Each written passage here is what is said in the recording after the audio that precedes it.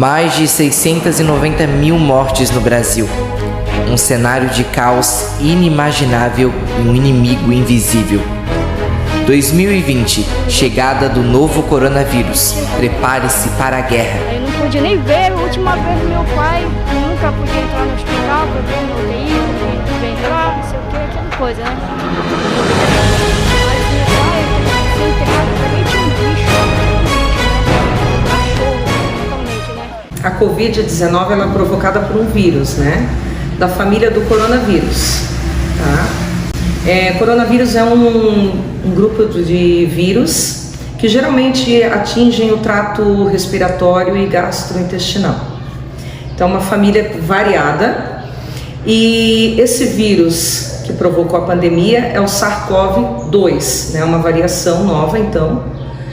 11 de março de 2020, a Organização Mundial de Saúde decreta a pandemia de coronavírus.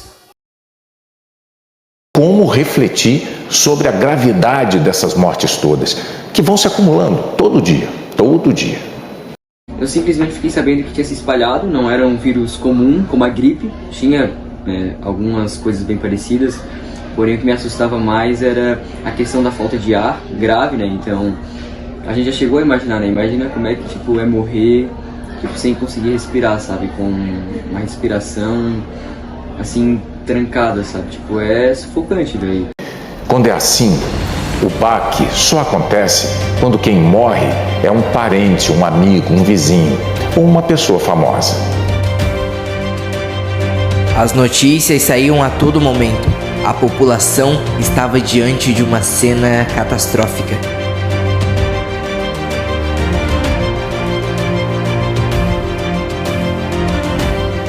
Cabia aos órgãos públicos tomarem as decisões necessárias para conter a crise sanitária. E naquele primeiro momento, como era um vírus invisível que já não tinha o que fazer, não tinha vacina, não tinha nada que pudesse mostrar o momento da cura, né? Então a gente seguiu todas as regras e normas do governo do estado. O primeiro decreto que chegou lá em 2020 foi um decreto que a gente também utilizou vindo do governo do estado de Santa Catarina. E aí a gente também estendeu aqui para o município de Biguaçu. Considerados heróis, contávamos apenas com os médicos e enfermeiros. A angústia tomava conta de quem fazia parte da linha de frente.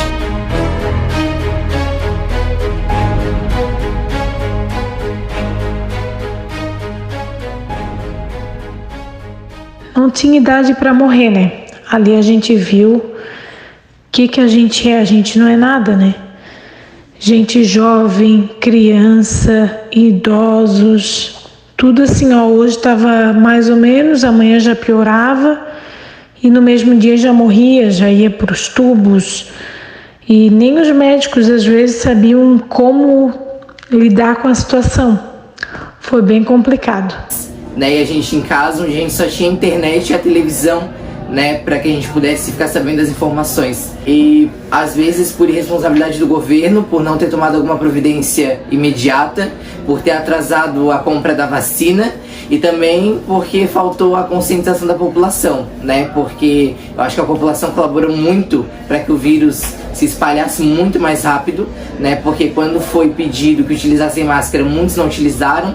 Foi um pouco banalizado nesse momento, porque foi liberado pelo Estado a utilização ou não da máscara, só que o pessoal não utiliza, simplesmente liberou geral. Então quer dizer que tu está num lugar fechado, ou tu está num ônibus, algum lugar que tem aglomeração de pessoas, tu fica exposto não só ao Covid, como a gripe e outras doenças, né? Porque, como a gente estava conversando há pouco, tem pessoas que utilizam o transporte público, está todo mundo aglomerado, tá? 99% do pessoal está ali sem máscara. Aí o cara espirra daqui, espirra dali, não sabe se está com Covid, se está com gripe, se está com malária, se está com qualquer coisa, né? E quem está ali acaba sendo infectado por aquilo. No caso do coronavírus, se a pessoa ela tem um contato com a Covid, ela vai desenvolver anticorpos específicos. Esses anticorpos específicos são proteínas, né? Então essas proteínas são desenvolvidas, né, a partir dessa presença desse coronavírus que é considerado antígeno, que é um corpo estranho. Então essas respostas, tanto a inata quanto a adquirida, elas atuam em conjunto. Só que algumas pessoas, elas podem desenvolver formas mais graves ou moderadas, né, da doença.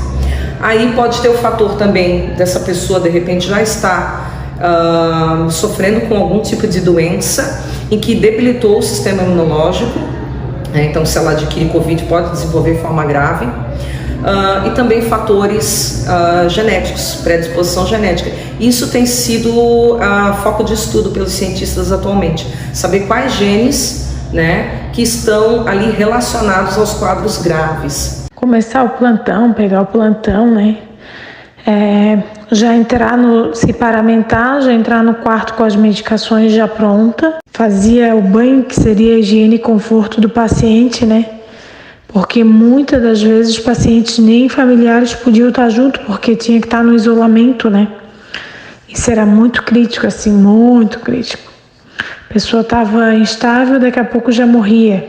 Foi muito, muito complicado. Então, a nossa maior preocupação era, primeiro, atender bem a população, né?